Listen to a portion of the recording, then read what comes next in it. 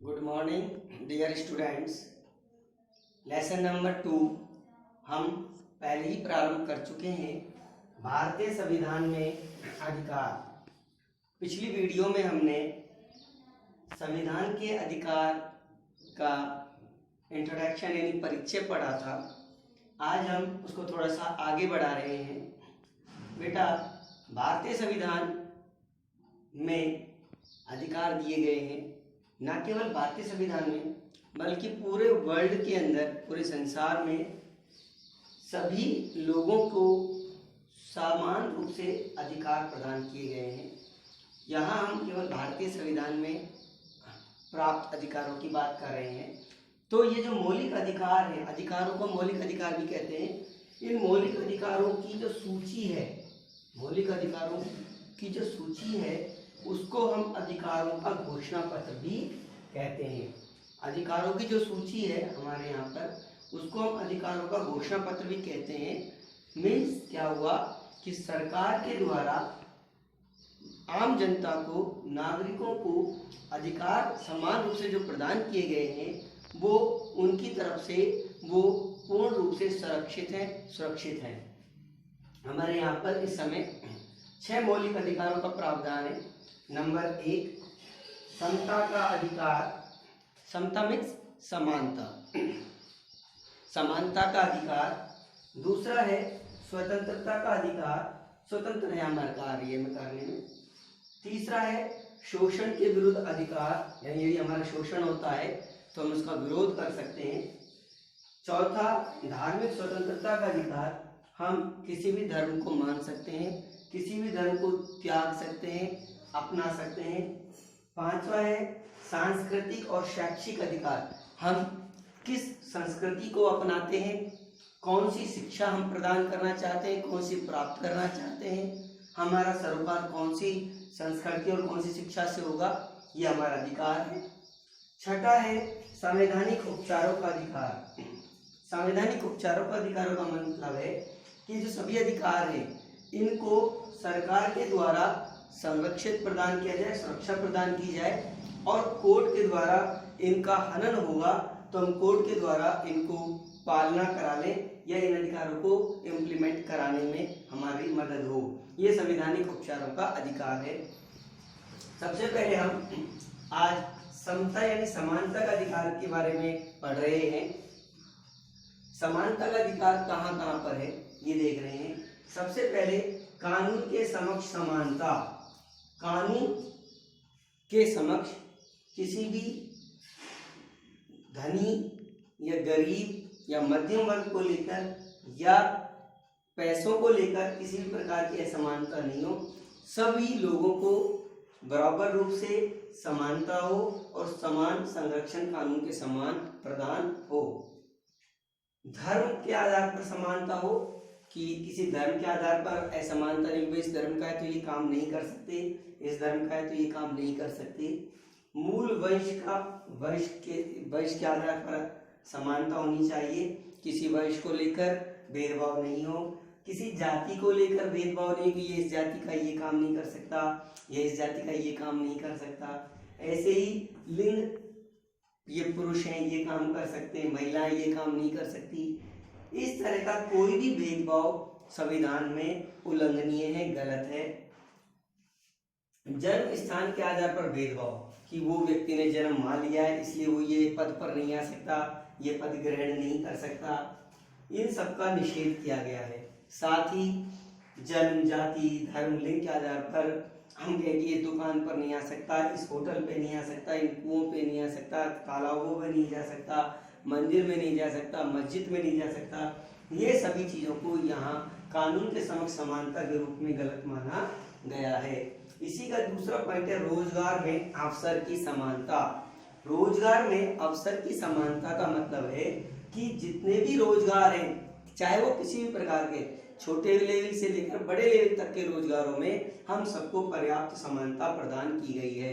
हम किसी भी रोजगार, बस शर्त है कि हम उसके लिए योग्यता रखते हों, तो हम उसमें समानता का अधिकार रखते हैं, हम उसमें अप्लाई कर सकते हैं। इसी तरह से छुआछूत का अंत, जो प्राचीन समाज में छुआछूत का जो ये आडंबर चल रहा था उसका अंत इस अधिकार के द्वारा किया गया है। उपाधियों का अंत किसी भी, देखो शिक्षा मेन है, और किसी ने गौरवपूर्ण कोई उपलब्धि प्राप्त की है तो उसे उपाधि मिल सकती है। बाकी किसी को धर्म, जाति और लिंग के आधार पर उपाधियां प्रदान नहीं की जा सकती हैं। इसका दूसरा जो अधिकार आज हम पढ़ रहे हैं वो है स्वतंत्रता का अधिकार। बच्चों, हम सब जानते हैं, हम सब स्वतंत्र भारत के वासी हैं। स्वतंत्रता का मतलब ऐसा है कि हमें स्वतंत्रता तो है लेकिन नियंत्रित स्वतंत्रता नहीं है, असीमित स्वतंत्रता नहीं है। हम प्रत्येक क्षेत्र में स्वतंत्रता नहीं रखते। हमारी स्वतंत्रता वहां तक है जहां तक दूसरे की स्वतंत्रता प्रारंभ नहीं होती, यानी कि दूसरे की स्वतंत्रता तक ही हमारे पास स्वतंत्रता है। पहला इसका पॉइंट है व्यक्तिगत स्वतंत्रता का अधिकार। हमें अपनी पर्सनल जीवन से संबंधित स्वतंत्रता का अधिकार है।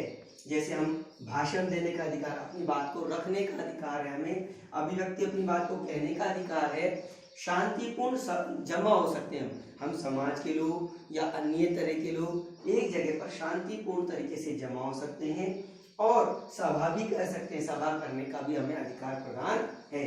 साथ में हम संगठित होना चाहें कि हम एक संगठन बना लें तो उसका भी हमारे पास अधिकार है कि हमने कोई संगठन बनाकर समाज में एक अच्छे कार्य के लिए संगठन बनाकर उसका कार्य किया।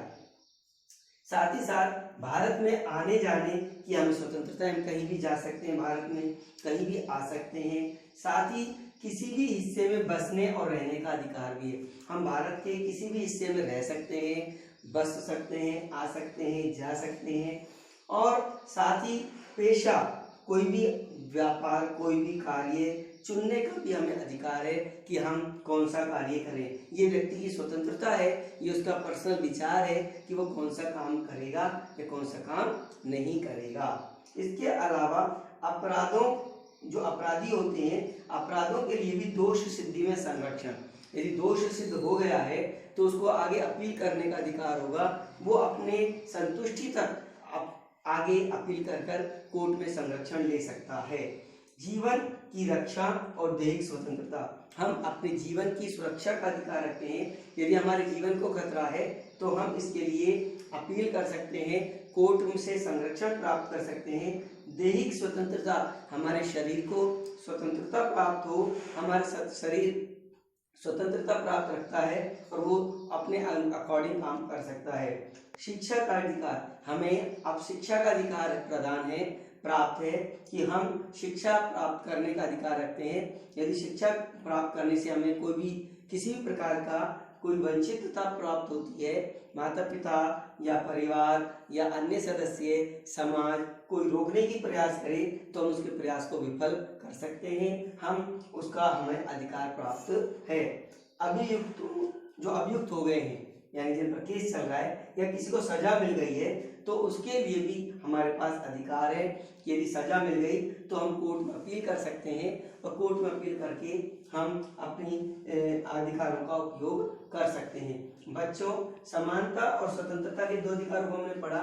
इस समानता के अधिकार से संबंधित एक विशेष अनुच्छेद के बारे में हम यहाँ चर्चा कर रहे हैं। अनुच्छेद 16 की बात कर रहे हैं, जिसका चौथा पार्ट है।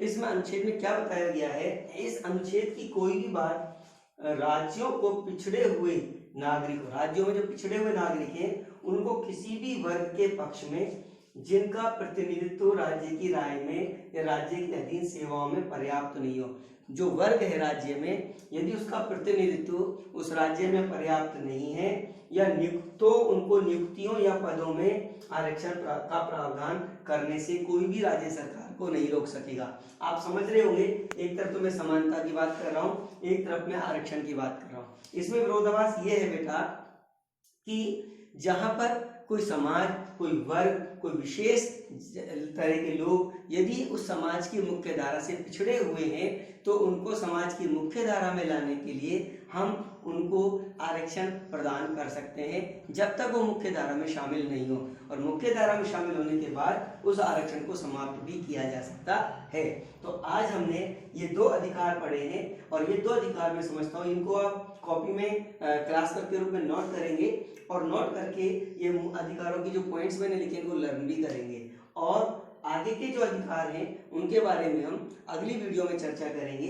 लेकिन साथ ही साथ मैं कहता हूँ आपसे, सभी बच्चे जितना कर रहे हैं हम उतना याद भी करते जाएं, क्योंकि आगे कोई टेस्ट वगैरह आयोजित हम करेंगे तो उसमें आपको प्रॉब्लम नहीं आएगी। धन्यवाद।